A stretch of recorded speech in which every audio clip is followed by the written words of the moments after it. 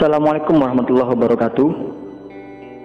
Sekarang kita akan membahas tentang malaikat Jibril setelah sepeninggalnya Nabi Muhammad Shallallahu Alaihi Wasallam. Seperti yang kita ketahui, Nabi Muhammad Shallallahu Alaihi Wasallam mendapatkan wahyu melalui perantara malaikat Jibril. Jadi tugasnya malaikat Jibril adalah perantara wahyu, penyampai wahyu, pengantar wahyu. Di mana ketika ada nabi, pasti akan Jibril yang bertugas untuk mengantarkan wahyu dari Allah menuju ke nabinya. Ketika nabi sudah tiada, di mana nabi terakhir adalah Nabi Muhammad SAW, maka bagaimanakah peran Jibril setelah sepeninggal Nabi Muhammad? Apakah Jibril sudah tidak ada peran lagi?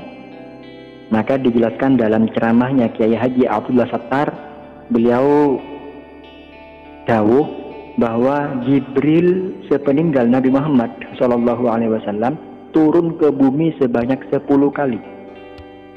Jadi 10 kali ini turun ke bumi dengan maksud dan tujuan tertentu. Maka Nabi Muhammad bertanya kepada malaikat Jibril, "Ya Jibril, apakah engkau akan turun lagi ke bumi sepeninggalku?" Malaikat Jibril menjawab, "Na'am ya Rasulullah, iya. Saya akan turun lagi ke bumi sebanyak 10 kali sepeninggal jenengan." Maka Nabi Muhammad SAW bertanya, "Wahai Jibril, apa yang akan engkau lakukan untuk turun ke bumi sebanyak 10 kali?"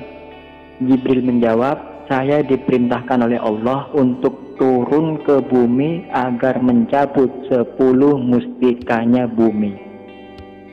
Sedangkan di antara 10 mustika bumi, yang pertama adalah malaikat Jibril mencabut sebagian barokah dari bumi. Jika sebagian barokah sudah dicabut dari bumi, maka segala aktivitas yang kita lakukan hasilnya tidak begitu sempurna, berbeda dengan zaman dahulu. Di mana zaman dahulu kita bercocok tanam, hasilnya luar biasa.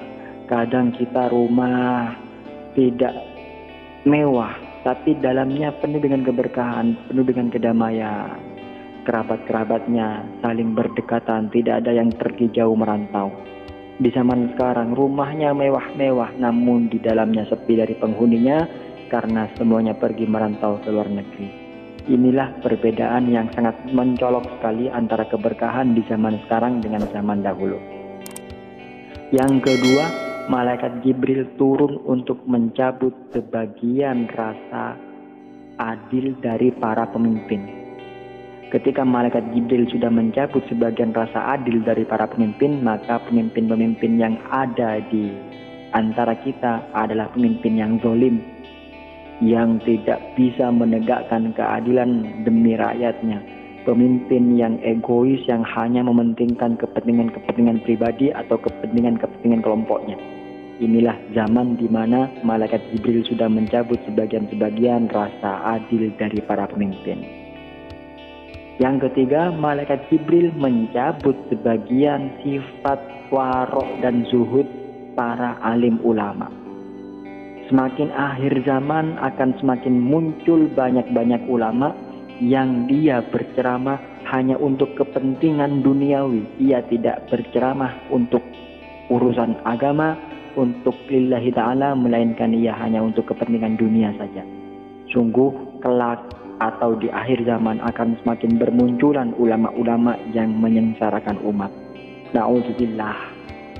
Selanjutnya, malaikat Jibril turun untuk mencabut sebagian rasa malu dari perempuan. Di mana zaman sekarang sudah banyak aplikasi-aplikasi yang menjadi wadah bagi para perempuan-perempuan meluapkan ekspresinya dengan berjoget-joget tanpa ia sadari bahwa dengan ia melakukan seperti itu sudah nampaklah bahwa rasa malunya sudah terkikis. Inilah benar bahwa zaman akhir di mana rasa malu perempuan sudah semakin hilang, dan kelak di akhir zaman rasa malu ini hilang sama sekali sehingga perzinahan bebas di pinggir jalan. Na'udzubillah. Selanjutnya, malaikat Jibril mencabut sifat dermawannya orang-orang yang kaya raya. Di akhir zaman nanti orang-orang yang kaya raya akan pelit, tidak mau mendermakan hartanya untuk membahagiakan orang-orang sekitar yang kekurangan rezeki. Selanjutnya, malaikat Jibril mencabut sifat sabarnya orang-orang yang miskin. Ketika orang miskin dicabut rasa sabarnya, sifat sabarnya dicabut dari golongan orang-orang miskin, maka mereka akan melakukan keonaran, melakukan kriminalitas, dan yang paling parah adalah ia menuju kekafiran, di mana fakir dekat sekali dengan kafir.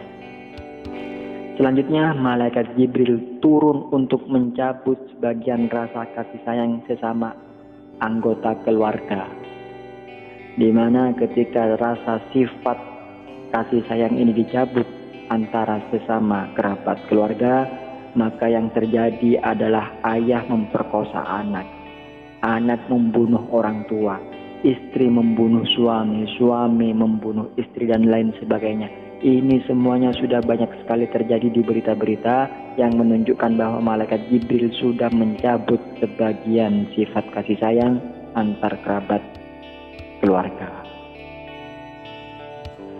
Selanjutnya, malaikat Jibril mencabut sifat kasih sayang sesama makhluk, di mana untuk saat ini, zaman-zaman akhir ini, populasi makhluk hidup selain manusia sudah semakin punah. Dulu di pagi hari ketika kita keluar rumah mendengar siulan-siulan burung yang merdu, banyak sekali capung, kupu-kupu berterbangan, namun sekarang semakin terkikis dan mungkin jarang sekali ditemukan adanya capung, adanya jangkrik, dan lain sebagainya. Di mana semakin akhir zaman kita ini, seakan-akan yang layak hidup di dunia ini hanyalah manusia. Selain manusia tidak layak hidup, semuanya diincar, dikejar, diburu oleh manusia. Sungguh betapa rakusnya manusia ini. Selanjutnya, malaikat Jibril turun untuk mencabut Al-Quran. Ketika Al-Quran sudah dicabut, itu maknanya adalah sudah mendekati tanda-tanda kiamat datang. Mencabut Al-Quran bukan berarti Al-Quran satu persatu ditarik oleh malaikat Jibril, namun melainkan isi dalam Al-Quran sudah tidak ada tulisannya.